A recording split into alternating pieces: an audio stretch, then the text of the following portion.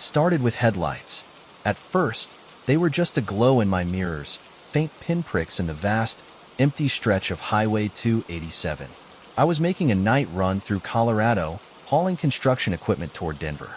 The radio was low, my coffee was lukewarm, and the only thing keeping me awake was the thought of catching the meteor shower that was supposed to peak that night.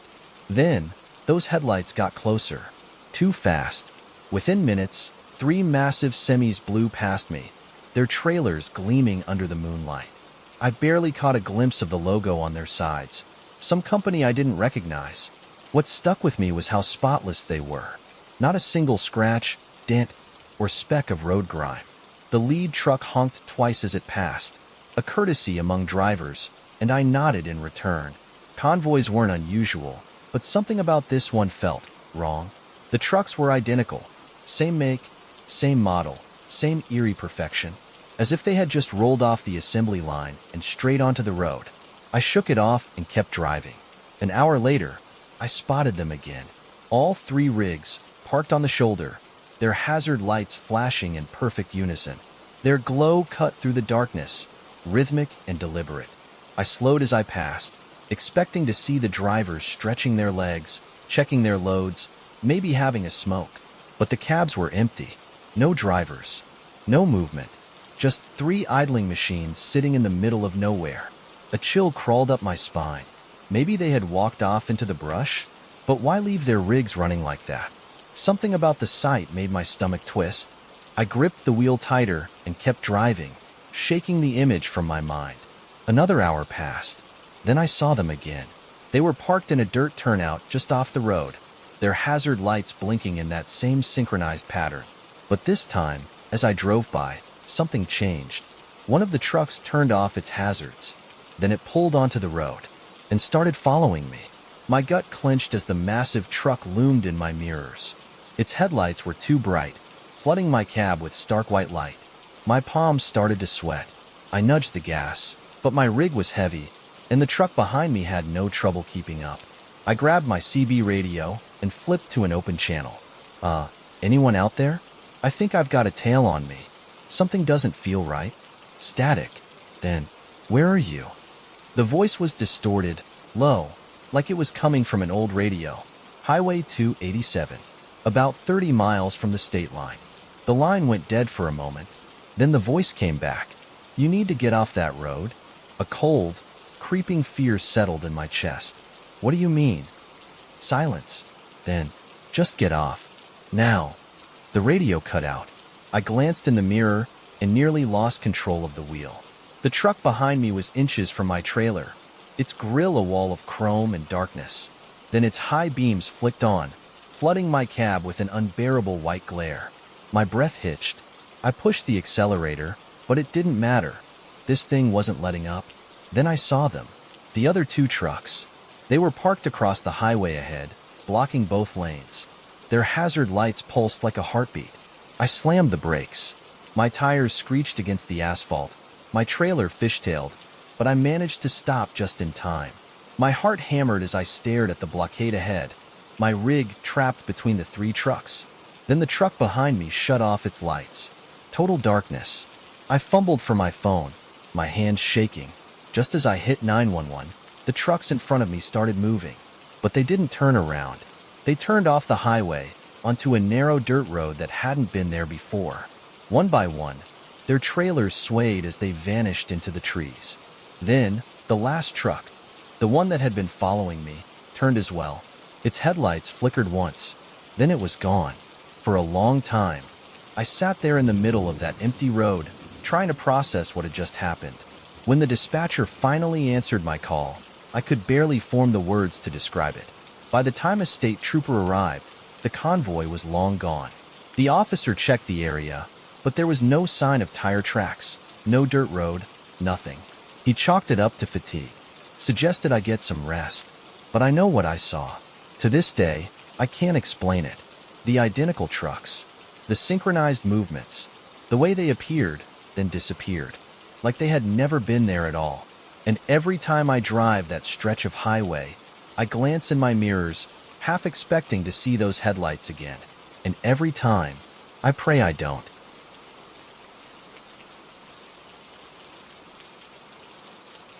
I should have kept driving. I should have ignored the sign, ignored the fatigue, ignored the way the highway stretched on like an endless black ribbon unraveling under my wheels. But I was tired, my eyes heavy, my limbs aching. So, when I saw the rest stop up ahead, a lonely patch of concrete in the middle of nowhere, I pulled in.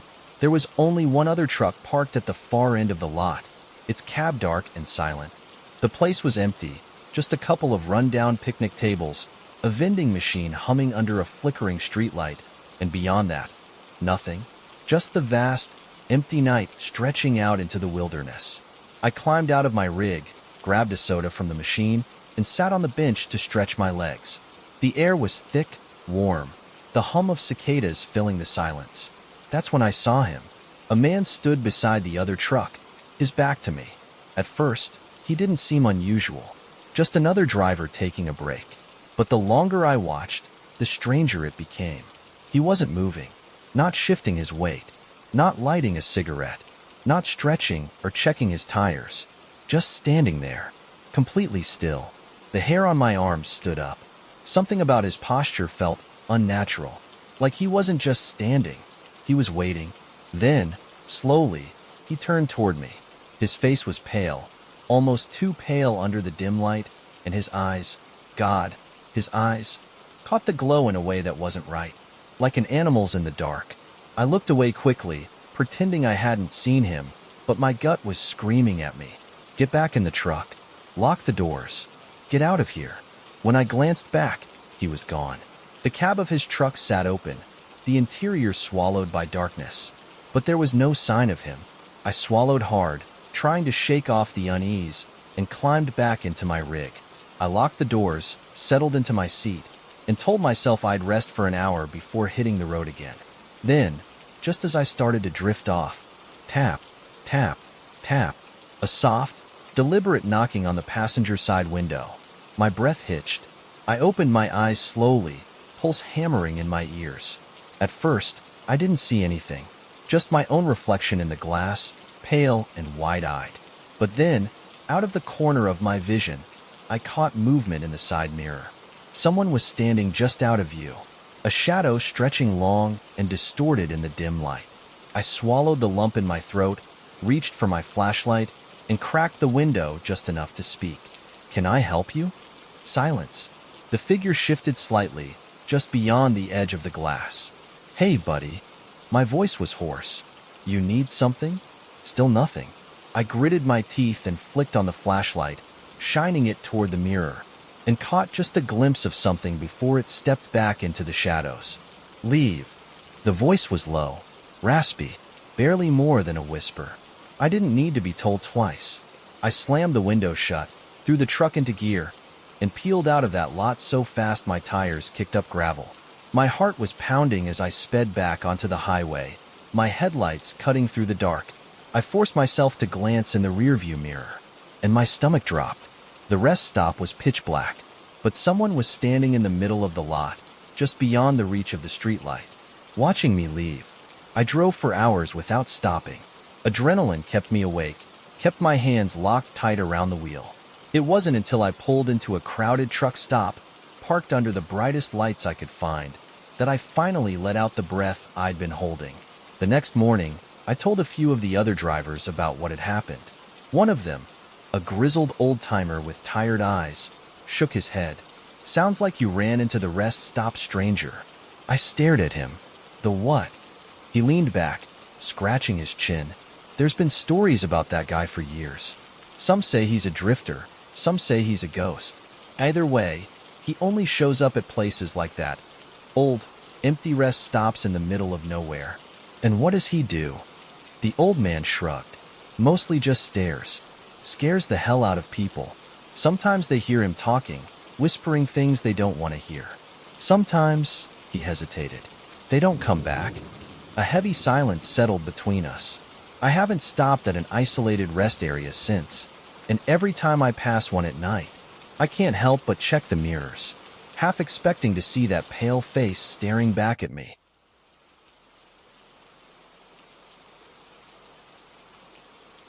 I hate Highway 55. Every trucker has a route they avoid. a stretch of road that lingers in their nightmares. For me, it's that godforsaken highway, a narrow, twisting strip of asphalt cutting through miles of unbroken wilderness. Towns are scarce, radio signals drop to static, and if something were to happen out there, no one would hear you scream. But sometimes, you don't have a choice. That night, I was hauling a shipment of canned goods up through Idaho. My GPS put me on 55, and I was already behind schedule. I figured I'd grit my teeth, push through, and be done with it by sunrise. Then, around 10 p.m., I saw the first sign of trouble. A car sat on the shoulder, its hood up, hazard lights blinking in the darkness. I slowed slightly as I passed, letting my high beams illuminate the scene. Something felt off. The car was old, rusted, covered in dirt, like it had been sitting there for years. But what really caught my attention was the man standing beside it. Tall, thin, wearing a wide-brimmed hat and a long coat that seemed far too heavy for the warm night air. He didn't move, didn't flag me down, didn't even seem to acknowledge my truck roaring past. Just stood there, watching. I shivered and kept driving. Maybe he was waiting for someone, or maybe he didn't need help. Either way, my gut was screaming at me to keep moving. 15 minutes later, another car. This one was parked at an odd angle across a narrow pull-off, its headlights off, the driver's door hanging open, and beside it, the same man, standing just outside the glow of my high beams, his face hidden beneath the shadow of his hat. I felt a knot form in my stomach. It couldn't be the same guy. I had been going 70 miles an hour. No one could have gotten ahead of me on foot. And yet, there he was. I didn't slow down this time. I kept my eyes on the road, hands locked on the wheel, but I could feel him watching me as I passed. The trees pressed closer. The darkness felt heavier. The road stretched on forever, winding through the forest like a black ribbon leading straight into hell. Then, up ahead, a truck. It sat on the shoulder, hazard lights flashing in the gloom. Relief flooded through me. Another trucker. Maybe I wasn't alone out here after all. I pulled alongside the cab, honking my horn to get the driver's attention. But the cab was empty. The truck was running. The hazard lights blinked in steady rhythm. But there was no one inside. No footprints in the dirt. No movement. Nothing. My breath hitched. Then my radio crackled to life. A voice, low, distorted, barely more than a whisper. "You shouldn't have stopped." I nearly jumped out of my skin. "Who is this?" I barked into the mic. The radio hissed with static. Then, "He's watching." I slammed the radio off and floored the gas. The truck roared forward, tires screaming against the asphalt. The trees blurred past, dark and endless. My heart pounded as I glanced in the mirrors, half expecting to see that figure standing in the middle of the road. Then, my engine sputtered. No, no, no, no. The dashboard lights flickered. The speedometer dropped. The truck groaned and died right there in the middle of the highway. Silence. Only the soft rustling of leaves in the wind. My breath came in short, panicked gasps. I grabbed my phone. No signal. I reached for my flashlight and climbed out of the cab, my boots crunching against the pavement. The night was too quiet. Then, just ahead, a figure, standing in the middle of the road. The same wide-brimmed hat, the same long coat. But now, he was closer. His head tilted slightly, as if studying me. "Stay back," I shouted, voice shaking. "I have a weapon." He didn't move. I took a step back, heart hammering in my chest. I needed to get to my truck, lock the doors, wait until morning. Then, he took a step forward. I bolted for the cab, yanking the door open, my hands trembling as I fumbled with the keys. The engine roared to life. I threw it into gear and sped forward, straight toward him. At the last second, I swerved, barely avoiding impact. My headlights washed over him, but his shadow stretched the wrong way, like the light didn't touch him at all. I didn't stop driving until I reached a gas station hours later. My hands were still shaking as I stumbled inside, my breath coming in ragged gasps. The attendant gave me a long, knowing look. "You were on 55, weren't you?" I stared at him. "How did you know?" He leaned in, voice low. "Lots of stories about that road. Who is he?" I whispered. The man hesitated. Then, finally, no one who should still be there. I don't take Highway 55 anymore. And when I think back to that night, I wonder what would have happened if my truck hadn't started in time. I don't think I want to know.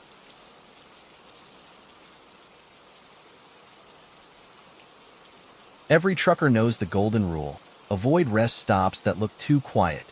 But that night, I didn't have a choice. I had been driving for hours, the highway stretching out like an endless void in the dark. My eyes burned. My head felt heavy, and every mile marker blurred together. The next truck stop was 50 miles away, and I knew I wouldn't make it without risking dozing off at the wheel. Then I saw the sign. Pine Ridge Rest Area, 1 mile. It was just a small pull-off in the middle of nowhere. A single streetlight flickered weakly over a cracked parking lot, a vending machine humming beside a couple of broken picnic tables. No other trucks, no cars, just silence. I should have kept driving, but exhaustion won. I pulled in, parked under the streetlight, and shut off the engine. The sudden quiet was almost suffocating. I locked the doors, reclined my seat, and let my eyes close, just for a few minutes. Then I heard it. Clang. A sharp metallic sound echoed through the night, jolting me awake. My heart pounded as I sat up, scanning the lot. Nothing. I rubbed my eyes, convincing myself I imagined it. Just the truck settling, or maybe an old can rolling across the pavement. I exhaled, leaned back. Clang, clang. Louder this time, coming from behind my truck. My fingers tightened around the flashlight beside my seat. Every instinct told me to stay put, but I needed to check. If someone was messing with my rig, I couldn't afford to ignore it. Slowly, I reached for the door handle, hesitated, then pushed it open. The night air was thick and damp, carrying the scent of wet pavement and pine. I stepped out, boots crunching on the gravel. Anyone there? Silence. I walked around to the back of the trailer, shining the flashlight into the darkness. Everything seemed normal, locked secure, no sign of movement. But then I noticed something on the ground. Deep gouges in the pavement. Long, jagged scratches leading from the tree line to the back of my truck, as if something had been dragged across the lot. A shiver crawled up my spine. I scanned the woods, the trees swaying slightly in the breeze. Nothing moved, but the air felt wrong. Heavy, like I wasn't alone. I turned back toward the cab and froze. A figure stood at the edge of the lot. Tall, thin, motionless. Its face was hidden in the shadows, but I could feel it watching me. I gripped the flashlight tighter, raising it slowly. The figure took a step forward. My breath caught in my throat. The movement was unnatural, jerked, like a puppet on strings. My body screamed run, but my legs wouldn't move. Then it spoke, or rather, whispered. A raspy, broken voice that barely carried across the distance. Don't look back. I stumbled backward, heart slamming against my ribs. Then, the streetlight flickered out. Darkness swallowed the lot. I turned and ran. I nearly tripped over myself as I scrambled into the cab, slamming the door shut and locking it. My hands shook as I fumbled for the keys, shoving them into the ignition. The headlights cut through the night. The figure was gone. I didn't wait. I threw the truck into gear and floored it, tires screeching as I tore out of the lot. My breath came in ragged gasps, hands locked on the wheel. I forced myself to check the mirrors. Nothing. For miles, I kept my foot on the gas, the adrenaline refusing to fade. I told myself it was over, that I was safe. Then, in the mirror, 2 lights. At first, I thought it was just another truck, headlights in the distance. But something was off. They were too high, too far apart. And no matter how fast I drove, they never got closer, never got farther, just stayed there, watching. I grabbed my CB radio, my voice shaking. Breaker, breaker. This is Big Sky, heading north on 287. Something's behind me. Anyone nearby? Static. Then a voice. Low. Crackling. Where are you? I swallowed hard. Just past mile marker 112. What the hell is this thing? A long pause. Then, don't look back. My grip tightened on the wheel. The lights were still there. Still hovering. Still wrong. I forced my eyes forward, refusing to check the mirrors again. The voice came through once more. Keep driving. Don't stop, no matter what you hear. My skin crawled. Then, a thump. Something hit the trailer. Not a bump in the road. Not a gust of wind. Something solid. Then another. Thump. Thump. Closer. I clenched my teeth, knuckles turning white as I gripped the wheel. I wanted to look. I wanted to see. But the voice. Don't look back. The highway stretched on forever. The world outside was nothing but darkness pressing in. The thumps continued, growing louder, until it sounded like something was crawling along the trailer. Then, silence. For a moment, all I could hear was my own breathing. The radio crackled one last time. You're clear now. I swallowed hard, checking the mirrors. Nothing. The lights were gone. The road behind me was empty. I didn't stop until I reached a crowded truck stop, pulling in under the brightest lights I could find. I sat there for a long time, my hands still shaking, my mind still replaying what had happened. When I told a couple of the other drivers, they just exchanged uneasy glances. You were at Pine Ridge, weren't you? One of them asked. I nodded. Should have kept driving. I frowned. What the hell is wrong with that place? The old man shook his head. Things happen there.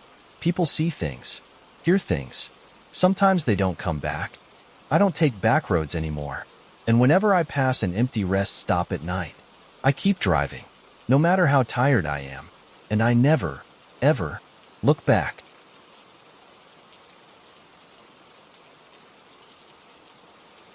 The dispatcher was desperate.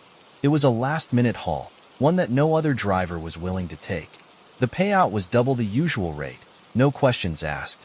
The kind of deal that makes a trucker suspicious, but money's money. So, I took the job. I arrived at the pickup point just before midnight. An old, run-down warehouse at the edge of a forgotten town. Rain slicked the pavement, the lot empty except for a single trailer waiting in the back. No markings. No company logo. Just a weathered, rust-covered hunk of metal sitting in the dark. A man stood beside it, tall, wearing a wide-brimmed hat and a long raincoat that dripped from the storm. His face was shadowed, but something about the way he stood bothered me. Too still, too rigid. I rolled down my window. You the contact? His voice was low, gravely. Yeah, you're the driver? I nodded. Big sky hauling. You got paperwork? He handed me a folder, thin, sparse. No manifest, no details. Just a signature and a destination in Spokane. You don't open it, he said, nodding toward the trailer. Just get it there by sunrise. Something about his tone made my stomach twist. But I'd taken weird jobs before, government contracts, mystery freight.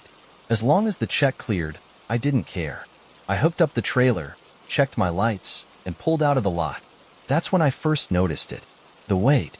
The trailer felt too heavy for its size. My truck groaned under the strain, like I was hauling a full load. But when I checked the manifest again, it was listed as empty. I shook it off and kept driving. The rain drummed against the windshield, the wipers slicing through the darkness. My GPS flickered, glitching, the route disappearing, then reappearing sporadically. I gritted my teeth. Bad weather screws with the signal. Nothing new. Then I heard it. A faint thump from inside the trailer. I tensed. Probably just the load shifting, I told myself, even though there wasn't supposed to be a load. A few miles later, thump, thump, louder this time, rhythmic, deliberate, like someone or something was moving inside. A chill crawled down my spine. My fingers tightened on the wheel. I flipped on the CB radio. Breaker, breaker. Anyone out there? I think I got something weird in my load. Static. Then, a voice. Low, distorted, crackling through the speaker. Don't stop. My skin prickled. Who is this? Silence. Then, keep driving. The hairs on my arms stood on end. Then thump. Something slammed against the inside of the trailer, hard enough to shake the whole rig. I sucked in a breath, forcing my hands to stay steady on the wheel. My mind raced. An animal? A stowaway? What the hell was I hauling? I needed to check. There was a rest area up ahead, just a small pull-off, an old vending machine humming under a flickering light. I pulled in, set the brake, and killed the engine. The thumping stopped. I climbed out, flashlight in hand, my boots crunching against the wet pavement. The trailer loomed in the dark, its rusted metal slick with rain. I hesitated. Then, gripping the lock, I swung the doors open. Nothing. The trailer was empty. No cargo. No crates. No sign that anything had ever been inside. I stood there, breath fogging in the cold air, my pulse thudding in my ears. My mind reeled, trying to make sense of it. The weight was real. I felt it. The sounds were real. I heard them. I stepped closer, shining my flashlight along the walls. That's when I saw it. Scratch marks. Deep, jagged grooves clawing at the metal. From the inside, I staggered back, my gut twisting. My breath came in short, panicked bursts. Then, in the reflection of my trailer, a shadow moved. I spun around, flashlight slicing through the dark. Nothing. The lot was empty. The highway stretched out, silent and still. But the air felt wrong. Thick, heavy, like something was still there, watching. I slammed the doors shut, locked them tight, and scrambled back into the cab. My hands shook as I shoved the keys into the ignition. The engine rumbled to life. Then, the radio crackled. The same voice as before. "It knows you saw." My stomach lurched. What the hell is this? The voice was barely a whisper now. Drive. I didn't ask again. I tore out of that lot, speeding faster than I ever had with a loaded trailer. The rain hammered down, the wipers fighting to keep up, my headlights barely cutting through the dark. I forced myself not to check the mirrors. The radio stayed silent the rest of the drive. By the time I reached Spokane, the first hints of daylight were breaking through the clouds. My hands still trembled as I pulled into the drop-off point. A different man was waiting. Clean-cut, corporate. He didn't ask questions. He just handed me a check and a new set of paperwork. No receipt, no confirmation, just a signature and a nod. "You're done." I hesitated. What was I hauling? The man didn't blink. "You don't ask that." I stared at him, the weight of the night pressing against my chest. Then I turned and left. When I got back to my dispatcher, I asked about the job. He frowned. "What job?" I handed him the paperwork. He shook his head. "We never booked this load." My stomach dropped. I checked my truck logs. They were corrupted. The entire trip wiped. Like it had never happened. But I know it did. Because sometimes, when I'm driving alone at night, I hear it again. That faint, rhythmic thump from the empty trailer. And every time, I pray I never find out what was really inside.